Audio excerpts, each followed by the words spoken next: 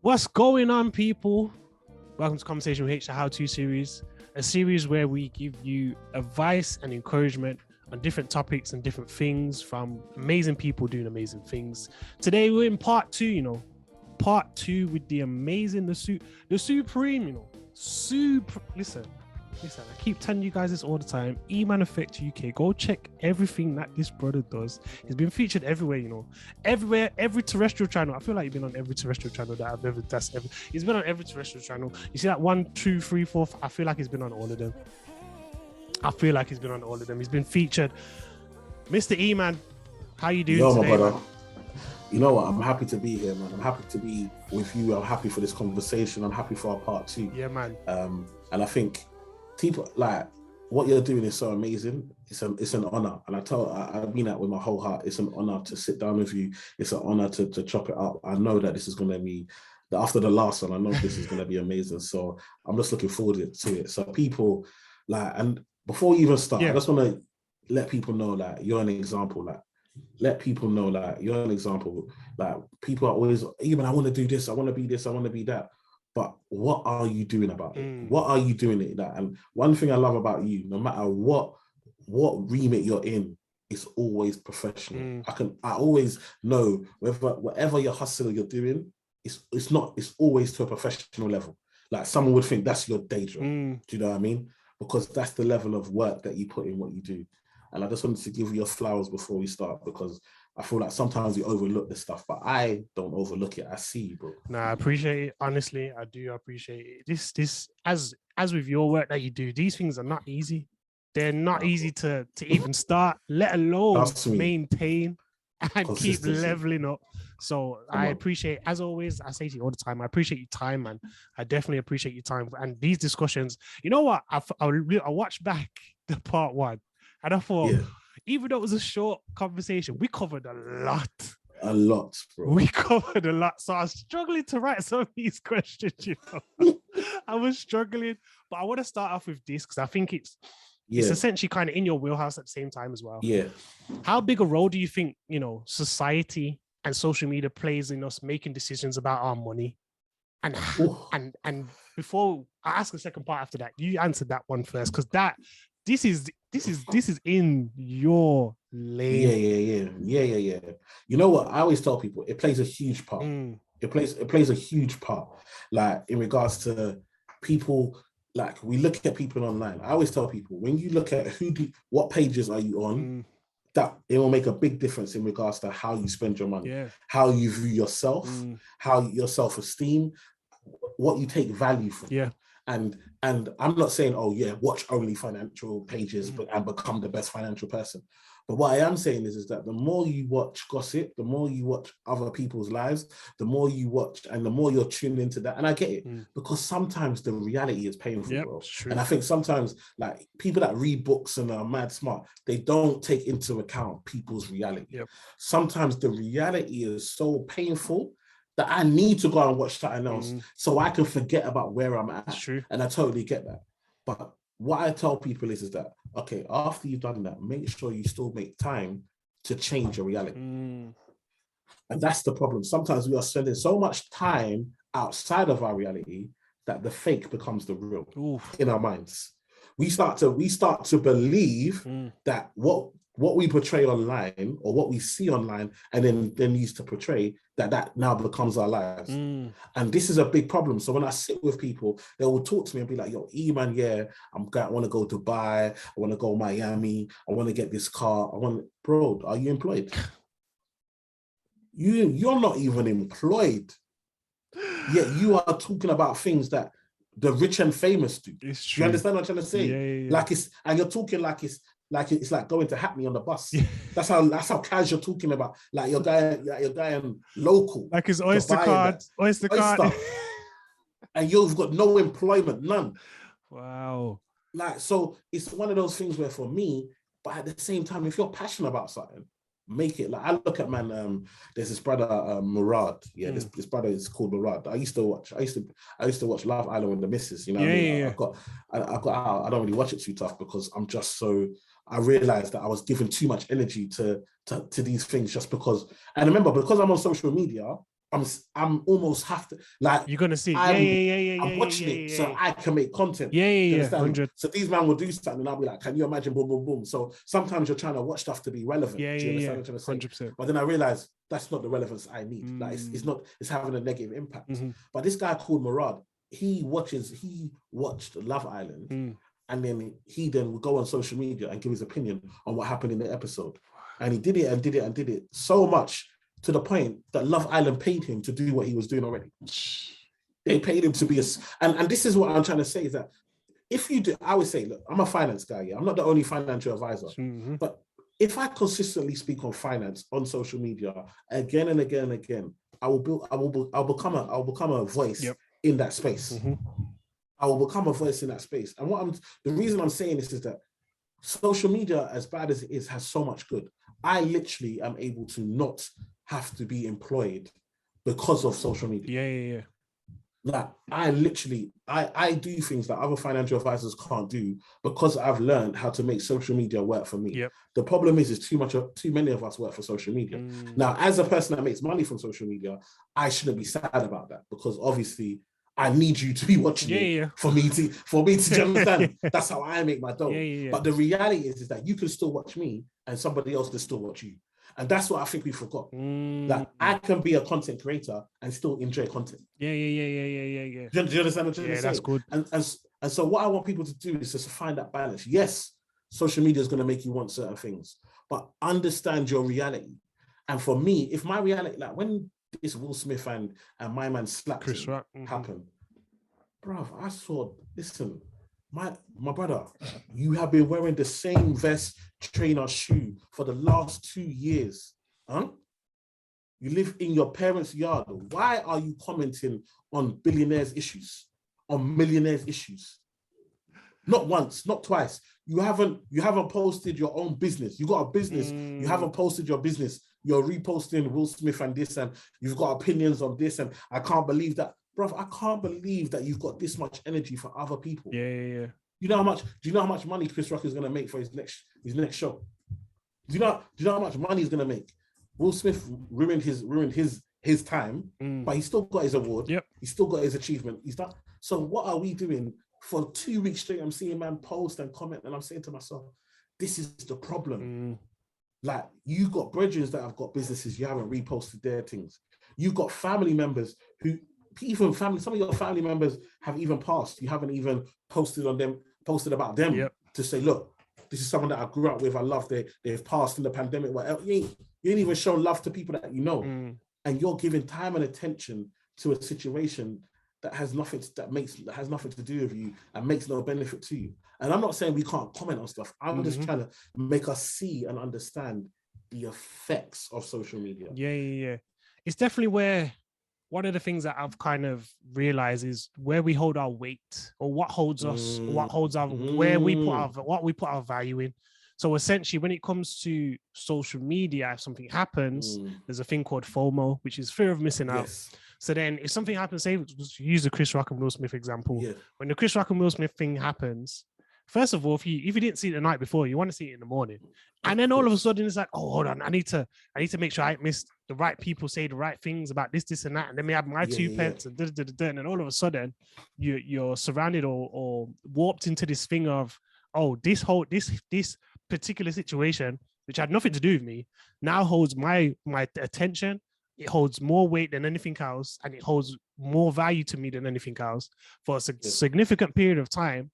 When realistically, if you're taking that time from your first comment to as you continue to talk about it, to focus on you and focus on, okay, my value needs to be now back in me and what I'm trying to do. My weight needs to be in where I'm trying to do. My attention needs to be on what I'm really trying to achieve. If you used to change that, then you would see a massive difference in that short period of time you spent on something else, which really and truly didn't deserve your attention, didn't deserve the value.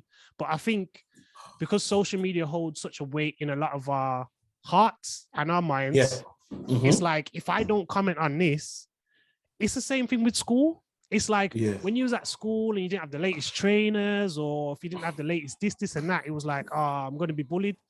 And then people feel like on social media, if I don't comment on the latest thing, or if I haven't got the latest bag or the latest watch or the latest this and this, if I ain't spent my money in that way, then it's like I'm falling behind the trend.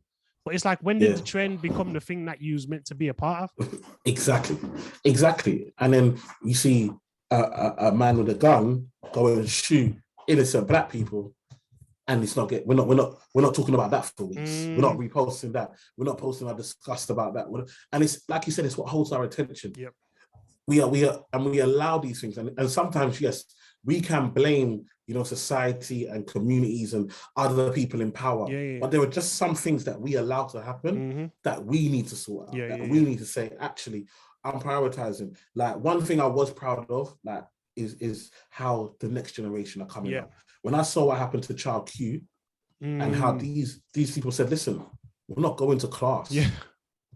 What? They said, we're not going to class. And with this head teacher still here, head teacher that allowed this to happen, we're not going to class. They only sacked the teacher when it all come out. But they said, listen, this head teacher's still here, we're not going to class. And they protest. And I said, I was so proud. I was like, this is what we should need to, this is how we make change. This is how we actually make them listen to us. Because sometimes I think we have forgotten that, teachers, they work for us. The police, they work for us. Like, they are service. Do you know what I mean? And they are to serve us and not the other way around. And actually, we have to hold them accountable to the jobs that they signed up to do. And like, that's where social media becomes powerful. When we start to spread that and say, listen, we're not having it. We saw the other day where they were saying there were going to be fights in the park, and then that people's mums are going to get robbed. And what did the mum say? Okay, let's all go. We're going to go and speak to the young people. The mums didn't say, oh no, we're going to get robbed, let's stay at home, let's not go. No, they said, we're going to get robbed. Let's all come together as a community and speak to our young people and find out why they feel the need to be robbing people. And guess what happened? Nobody got robbed. No violence, no nothing. When we start to stand up and say, we're not going to leave it to the police. We're not going to leave it to the teachers. We're not going to leave it. These are our children. Whether I mourned you or not, these are our children. These are our responsibility. All of a sudden, the behavior and things have to change. Yeah, definitely. And it's moved on nicely and swiftly to kind of my next question in regards to this money thing and social media, and kind of what we need to be teaching our younger ones coming up about not just the importance of money in general, but managing their money, because obviously we can see that they've got a different zeal, different passion, and they make sure in certain instances they're going to make sure certain things get done. Sometimes can be positive, sometimes can be in a negative way, but they have a different zeal and different passion about them. So how do we then start to, or what should we need to teach them about those coming up, about the importance of managing their own money from a young age? I think the big thing for me is, and again, when I speak to young people, I go into schools, I give talks and stuff like that, I'm always teaching about value. I think we learn money from a position. When you're young, you get money and it's all about, I've got money, what can I buy? So you get present, I've got money, and it's about what can I buy? We don't get money and think, oh, actually, I've got money, I can use this money to make me money. No, that's not something that we're taught. And so when we grow up, we see money, and when we go and start working for money, we do what we've always been taught, which is to make money and then spend money. That is how we are. That is all we are taught from childhood. Make money and spend money. Okay. And so one of the biggest ways that I like to teach is side hustles. You see, when you work for your money, you spend it different. I always tell people, listen, I'm a man. I wasn't on roads, but man knows man that's really on road.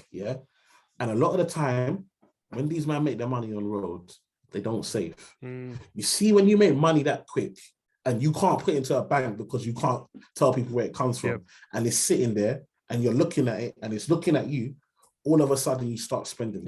You just start spending. I've never seen so much man make so much money pass through their hand, and yet they've got nothing to show for it other than clothes, bags, even the car's on finance. So it's not even like you can say the car is like they're buying the car cash. You know what I mean? And so for me, it's like there's a different respect to money when you've had an idea you've created a brand, you gave it a name, you created a logo, you've gone out, you've got a product, you sold it, or a service, you sold it, and then someone's bought it from you. When you get that money, it's different. It's different, and you can legitimately put in a bank. You can legitimately appreciate that money when you know that you can make money. And the biggest thing I tell young people is money will come and go. Money flows. It flows in and it flows out. You have to guide it to where you want it to go. But the biggest thing is value. If you know how to create value, you will always know how to make money. That is an important lesson, a very important lesson. And it's not even so much, I know I've based the question on the younger ones coming up, because it feels like they can have a head start on these types of things. But it links to all ages, really. It's not even so much you're too late to start doing that just because you've reached a certain age, or you've been working a job for a certain period of time, or you've been doing something for a certain period of time. It can literally be translated from anyone who's young, where you've spoken to them in schools, to anyone to whatever age they're in, and to whatever money they're making from the jobs that they're doing. That can speak to all of them. And I think that's such an important lesson for people to fully understand, because I think a lot of managing money, this is my personal opinion, comes down to the value you have of yourself. Yes. And it's like, if you feel a certain way about yourself, the way you treat not even just money, but things and all these kind of things would be totally different if you had a certain level of value in yourself.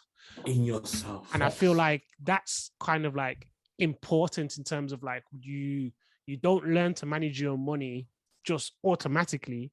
It comes from you essentially having value within who you are, what you're trying to do, and who you're trying to become.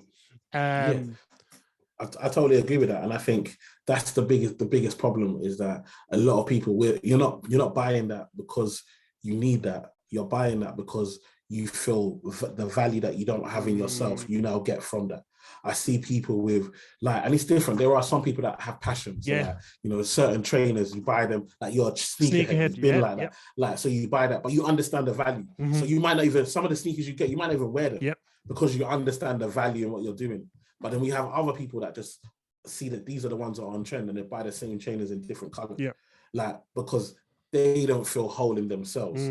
But when they now go out and dress in a certain way, they feel whole. When they're able to eat in a certain place which is lauded as only, and I mean, we could say, places like Hakkasan, that, the Shard, let's be honest, the Shard, these are things that are done to, and this is why you have to take that picture. You got to take that picture. You got to post it. Let me tell you, a lot of people that's got dough, they go to these places, they don't post it. It's not a thing. It's just, to them, it's the same as going to Nando's. It's a lunch. It's a lunch out. It's a normal thing. Do you know what I mean?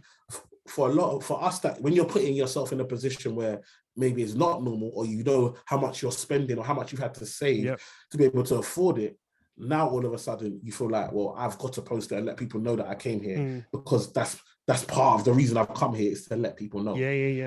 And actually, like you said, the more we understand and love ourselves, and this is another thing, when I have my one-to-ones with clients, I talk about putting a lot of time talking about loving yourself.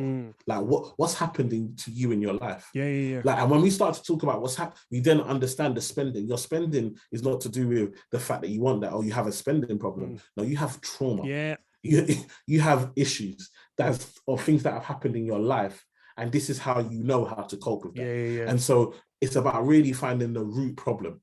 And I think that's where a lot of advisors are different. And I guess for me, I know I've come from trauma. I know what it's like. I know the things that I've seen that I wasn't supposed to see. I know the positions that I've been in when it comes to financial responsibility that I shouldn't have had to been in at that age, but things had to get done. Do you know what I mean? And so when I speak to people, it's not a place of judgment, it's a place of realization.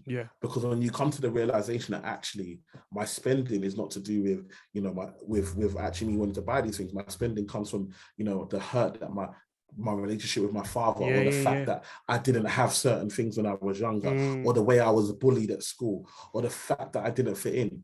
And you're carrying around that trauma of you as a child, and actually now you do fit in. Actually now you're not even that person anymore. Do you know what I mean?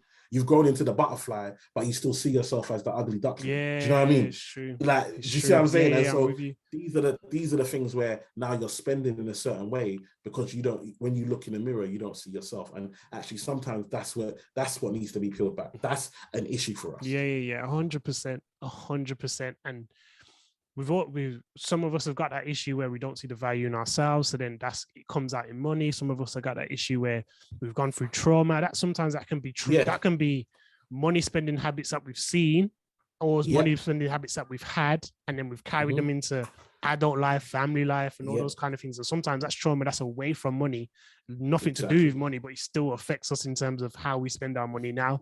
And even in all of that, we've got this whole cost of living crisis happening. Ooh. So you're trying to find yourself, trying to find this value. You're also trying to, work through this trauma that's got you spending money willy-nilly and all these kind of things. And then you're realizing that now your money doesn't feel like it holds the value that it held 2 years ago. So it's like, my question to you in terms of that is, with this kind of like cost of living crisis, how did you kind of prepare yourself for this? Because there's going to be a lot of us who, not that we didn't see it coming, but we just didn't have the ability to prepare. Yeah, and this is the problem. So what a lot of people are telling you to do, let's say there's a fire, there's a fire happening, and what they're saying is, rather than telling you to get more water to put the fire out, they're telling you, let's make less fire. Yeah, because that's what they're telling you. Save money. Saving money, yes, you can limit how far the fire can spread by reducing the things that it can burn on. Do you know what I mean? But actually, we're gonna put the fire out. We're gonna need water for that. We're gonna need to reduce the oxygen in the air so that fire can't continue to. Like, these are the things that are actually gonna. And for me, the way I deal with this cost of living crisis is make more money. One of the biggest problems is that, and I've been saying this for, you can go back to my thing 5 years ago. I was telling people multiple streams of income. I was telling you one income is not enough. And people went, man, we got to live YOLO, only one life. People's onto me like, people's like, man, you're a party killer. Come today now. Those same people are phoning me, man, help me, please. I don't know what to do. They've been made redundant. They lost their job in the pandemic. They've been made redundant. They had to get the first job they can get back. Now they're on 10K less. Do you know what I mean? Than they was on before. They're having to do Uber or Amazon or one of these in the evenings and on weekends, or take a second job to try and make up. Listen, but for me, I made more money, and number one, but number two, I kept my costs low. When I was making more money, I didn't spend more money. Yeah. These are two fundamental things. One, keep your costs low. I keep my costs low. What does that mean? That means that my outgoings are as low as I keep them as low as they can be. To the standard of level that I want to live in life. I keep my outgoings. So what happens is when I make more money, the temptation is, let's increase that standard. Yeah. Do you know what I mean? And there may be a little bit of an increase in regards to maybe time saving. So I might, because I'm making a bit more money, I might say, okay, I'm gonna Uber. Or actually, we're busy. Me and my wife are busy, so maybe we might have one more takeout a week, more than before. But in the whole, the increase of percentage is never going to equate to what you've increased in terms of revenue and income and stuff. And so what happens is that when we get to a cost of living crisis where this level is really up here now, I'm still here. I was always here. So all it means is that I'm saving less. I'm investing less, but I'm not living less. Because I always, the income was supplement. And then what happens is to compensate for that, is that I find new ways to make money. And I can do that because I've been through the hustle. I've had companies and failed. I've tried methods and it's gone wrong when things were going good. You see what happens is when things go good, we get comfortable. And then when things go bad, now we look for ways to fix it. And it's a struggle because you're doing everything out of desperation. That's how you end up getting scammed, out of desperation. What for me, and this is the mindset I want us to have, is that when things are going good, say, yes, things are going good. How do I make this better? How do I improve my situation? And sometimes improving your situation isn't even making more money. Sometimes it's actually giving yourself more time. Giving yourself more time. Because if I realize that actually I can make more money, but work less hours, now I'm really winning. Yeah, 100%. Because the real win is time. Yep. What we're really doing is for time. You can have all the money in the world. If you die, it's worthless. But you see, if you've got time, you've always got time to make money. Do you understand? Yeah. And so one of the biggest cons that we have is that YOLO, I've got to spend, I've got to buy because I only live once. And so you now spend beyond your means because you're trying to give yourself that experience. But actually you're wasting your time because to make them, to live this lifestyle that you can't afford, you're going to have to now go and work all these hours. Yep.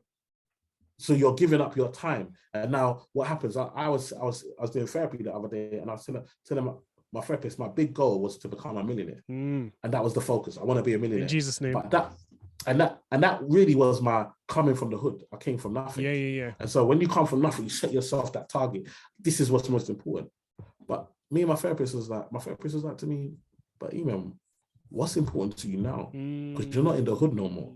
You're not in that environment. And when I realized that what was really important to me was spending time with my wife and my family, all of a sudden, the millionaire thing is not as important to me anymore. Yeah. Now it's about spending time with my family. And I tell this just that I like to be open. I got high blood pressure, and I've been taking these blood pressure tablets for the last 6 years. And my blood pressure was still above normal. Wow. In the last 6 months of doing therapy and really understanding my mind and what's important to me and reducing my stress and my anxiety and my tension, my blood pressure has gone down taking the exact same tablets that weren't helping. Sometimes it's not medicine. Sometimes the reason you're not well is because of the way you're living your lifestyle. You're pushing your body, you're pushing your mind beyond what it can take. And so the repercussions are your blood pressure going high or having this illness but actually when you start to focus in on what's important to you, what makes you happy, and you start to focus in on that rather than what social media tells you is happy, what your friends tell you should make you happy, what you should be happy for. I don't know if you had this, where people tell you, oh my goodness, your life's amazing, you should be doing it. Who told you? Who told you? You don't know when I'm behind closed doors, I'm crying every night. Do you understand?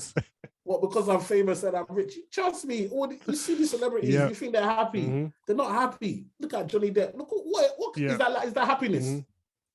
If that's happiness, I don't want it. Do you understand? Do you understand what I'm trying to say? So this is where sometimes we allow what other people project as success and wealth. You got to define it for yourself. What is it to you? What does it mean to you? And once you're at peace with that, all of a sudden FOMO doesn't exist. All of a sudden you're not living that envious lifestyle of, someone's on holiday, you're not on holiday, now you're upset. You know, because you know your lane and what you're trying to achieve. And that's what I want people to get to. And the thing is, and I love what you said there, because I want people to really be encouraged to not feel afraid to go for what they're passionate about, their purpose is, where their calling is, because people think if the money doesn't come straight away, then there's no point doing it. I was reading something when I was starting kind of doing conversation with Haych in general. I was reading something and I was listening to these things, and it was talking about statistics about like a lot of podcasts tend to kind of drop off after a certain period of time because the podcasts that they listen to that are so popular and doing X, Y, and Z, because they don't reach those heights in a shorter period of time, they think, oh, you know what, it's not worth it. But essentially all that was is your purpose or your passion wasn't really in that. You just wanted what someone else had in a shorter space of time without really putting in the work. You wanted it to see the results without putting in the work. And I think it's important to make sure that people are, as you just said, in their lane, focusing in their lane and focusing what they need to do in this kind of cost of living crisis that we're going through at the moment. People can then start to get their head tied up in, oh my gosh, worry, stress, as you've talked about. You start to then become, bogged down with certain things, some things that haven't even happened yet, that you start to kind of put on your head. And realistically, if we can just, let me ask you actually, what main piece of advice could you give to someone who is starting to take that kind of stress, starting to take that kind of, feeling on top of in their body, and that worry in terms of like, oh, I'm in a cost of living crisis, my salary isn't going up. but then certain people are telling me to save, certain people are telling me to spend, and I'm getting all these different kind of aspects, even whether it's family, financial, whatever it might be. What's like the main thing you'd want to say to them? I think the biggest thing for me, and this is going to sound crazy, because like what you said, when you're in that situation, everything you think should be tightening the shoe belts and, budgeting and cut here and cut there. The biggest thing for me for this cost of living crisis for anyone is vision. What is the vision that you have for yourself and your family? Where do you want to be? Forget where you are, because this is not going to be forever. We are not going to, people act like it's going to be a cost of living crisis forever. We're not going to be here forever. So yes, for a period of time, you might have to struggle. You might have to not go on as many holidays or even holiday at all. Yep. You might have to make cutbacks and so forth. But for me, what's your vision for yourself, for your family, for your children? And are you working towards that? Because as long as you're doing that, this will pass. And every day you're a day closer to where you want to be, to what you want for yourself. But for a lot of us, we are in this crisis and we are so focused, because every time we put on the news, all it tells us we're in a crisis, we're in a crisis, we're in a crisis. So you want to act how people in a crisis act. But I tell you, are you in a crisis? The country might be in it, but are you in a crisis?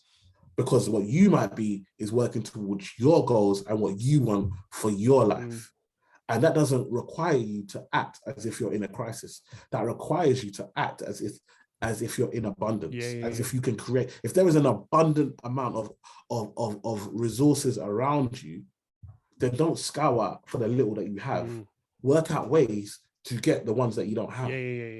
For me, I realized that I can make money every single day. There is money to be made every single day. So for me, how do I tap into that? What ways can I tap into that? So actually, okay, you know what you've been doing, but what can you do different?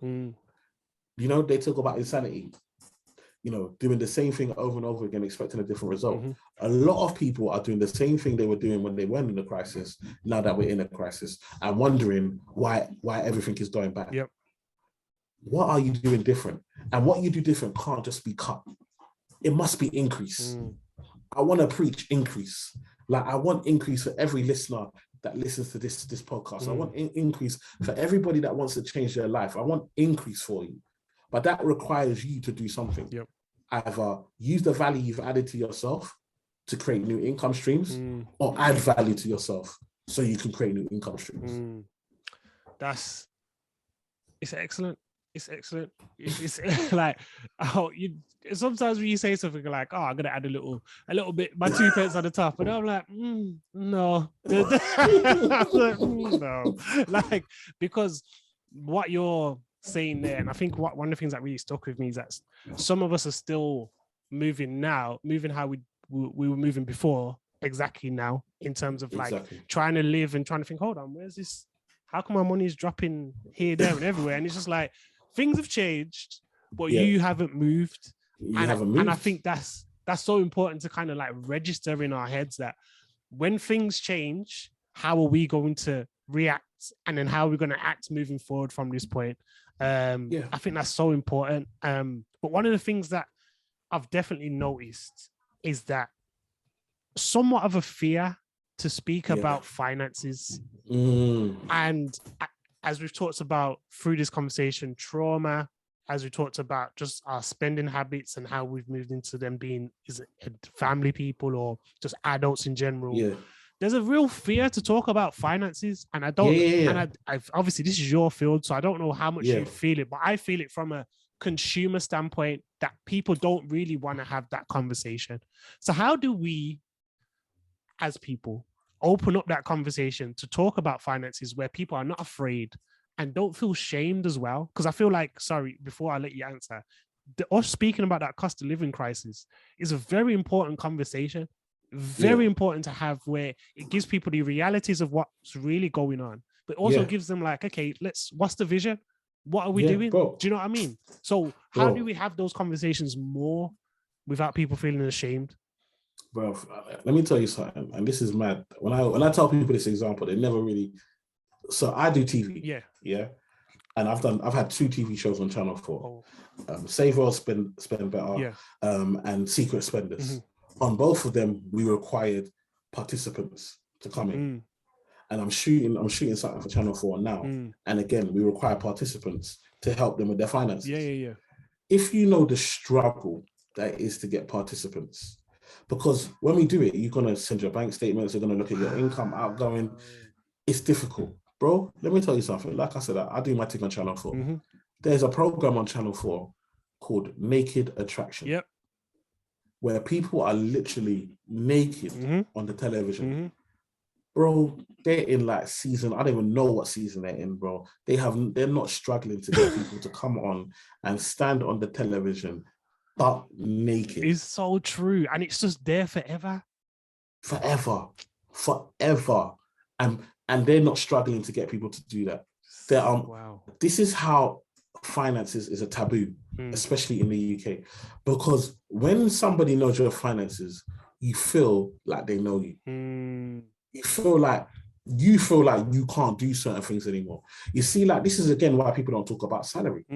Because once we know that you're on 22K, all of a sudden, now it's like, if you go hackathon, people say, what are you doing in there? If you buy a Rolex, people are like, but how are you? Like, people feel seen because money. Once people know your money, and then also people feel judged. Yep. Because it's meant to be basic. How can you, like, you know how much money you got coming in? You should know what you got coming out. Why are you in your overdraft? Yeah. As if life is that simple. But that's how people feel. Like, they feel judged. They feel like the world is going to judge them, and their family and friends are going to judge them. And then they're not going to be able to do things that they want to do because now people know they're not good at money. And so for me, what we have to come to a place is honesty with ourselves. Yep. We got to be honest and open, because that's the only way you get to be free. Like, you got to be open and honest. And sometimes, like I said, we can live the lie so much that we start to believe it. Do you know what I mean? We start to believe the persona that we put on Instagram is how we are in reality. But no, that's just in your phone. Because there's another app in your phone next to your Instagram called online banking. And you see, when you go in that, you're not that person. Do you know what I mean? You're not that person. It's true. And so we have to start having these conversations and making it. I talk money with my kids. My kids, my oldest son is 10, the next one is 8. I talk money with them. I let them know that I get paid when I go on the TV. Yeah. And I let them know, you know, sometimes this one don't pay me what I want. This one pays me this. I did an event the other day. I brought all my kids to my event. And they sat down and listened to me talk about finance and money with all these big. They can see what their daddy does. Yeah. You understand me? It's not just talk. They can see what their daddy does. And so for me, it's so important that we are open. Because I find that a lot of us are getting bumped. Because what happens is, in other communities, they can talk about what they're on. Yep. And so because of that, when they go for a job, they're not accepting less than what they. If I know my man does the exact same thing and he gets paid X, why would I take Y? Yep. I want X. Do you know what I mean? But if we're all being quiet and no one's speaking about it, we're just going to get ripped off. Because again, let me tell you something. When they give us what we're supposed to get paid, they feel away. Yeah. They feel away because they already feel like, I'm giving you a chance by giving you a job. So because I've given you a job, I can't give you the same salary as well. Yeah. Like, it's a mad mindset. It's crazy. But I'm telling you, bro, I know for a fact, man won't say it out loud, but I know for a fact that a lot of the time when they're hiring, they're thinking, we're already letting ethnic minorities in. Other companies are not even giving them that. So, of course, they're going to pay them 5, 10 less. Yep.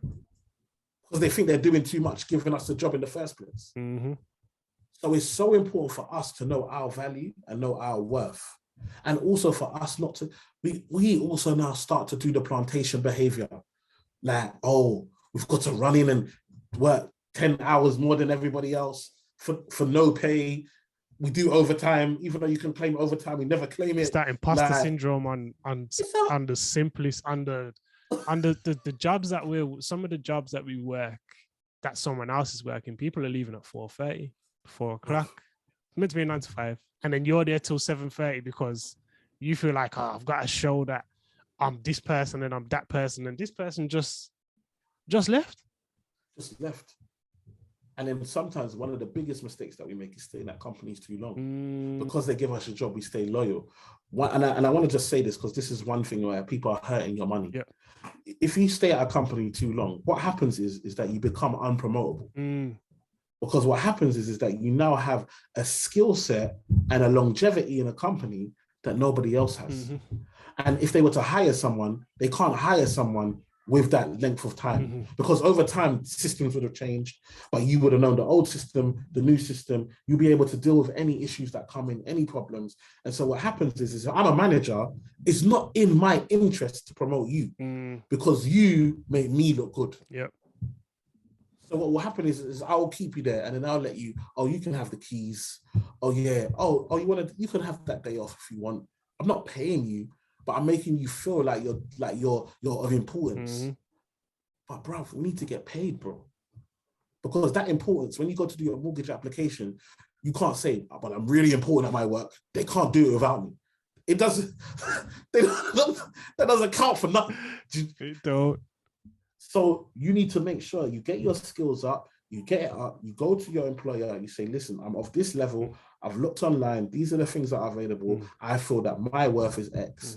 And if they say, unfortunately, we can't give you that, or at this time, that's not something we can do, you say, no problem, thank you. And you get your CV out and you start to apply, because sometimes you'll find when you then tell them, here's my notice, I found a new place, they will now come and offer you even more than, and it's like, Eman, but I've come to you before. Eman.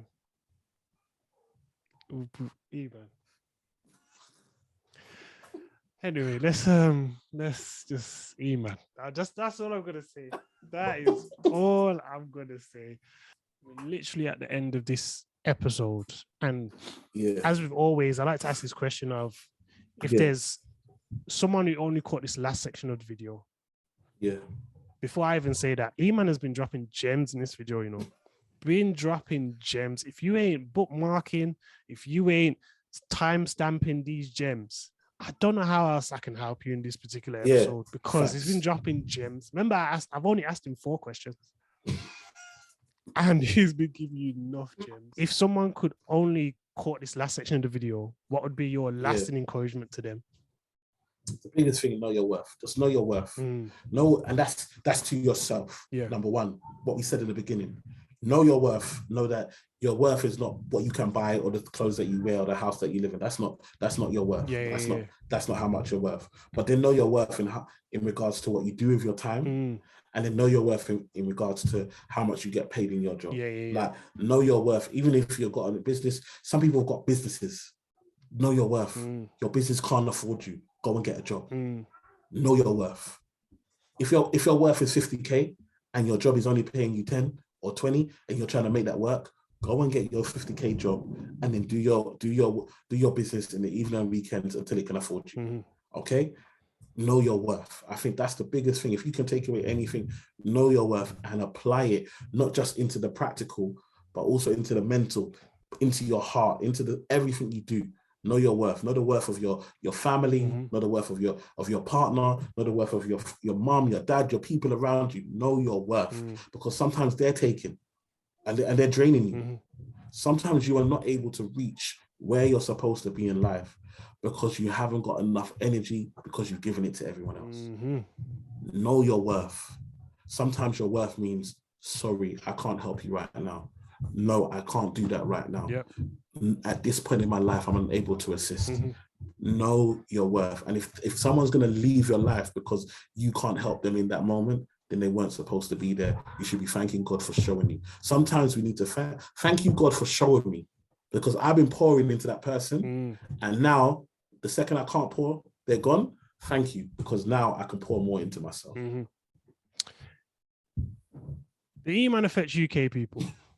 This is the guy. The guy. This has been the how to better manage our money. Our money. Part 2 with the Eman Effect. Go follow him on everything. Are you listening to me?